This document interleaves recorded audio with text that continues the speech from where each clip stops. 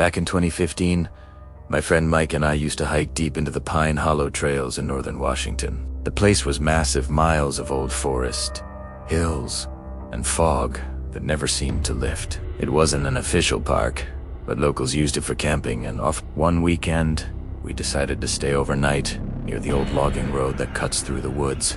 We set up camp about a mile off the main trail. Fire pit, tent, everything. By midnight, the fog had rolled in thick, swallowing the sound of the forest. No wind, no crickets, just the crackle of our fire.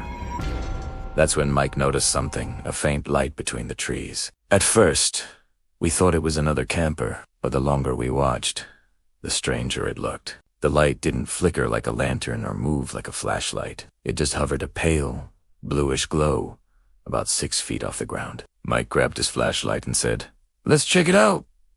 I told him it was a bad idea, but curiosity won. We started walking toward it, crunching through the frost. The closer we got, the quieter everything became. No wind, no breathing, just that soft hum like static in the air.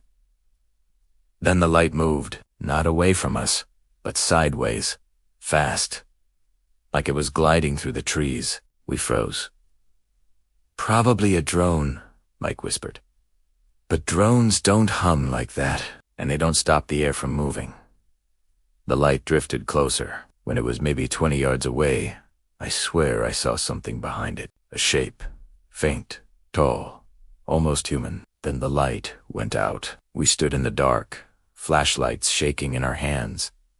Something was moving, slow, deliberate steps in the leaves. Then we heard it, a voice, low and warped like it was coming through water. It said, "Go back."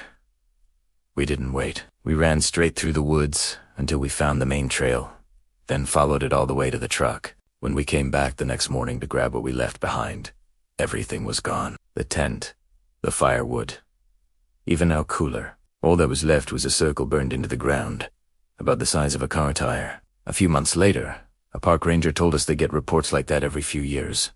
Strange lights in the same part of the forest, sometimes blue, sometimes white. Always silent. Always followed by that same message. Now, whenever I drive past Pine Hollow, I can't help but look toward the trees, because in the corner of your eye, sometimes you still see it, a faint glow, floating just above the ground, waiting for someone else to go back.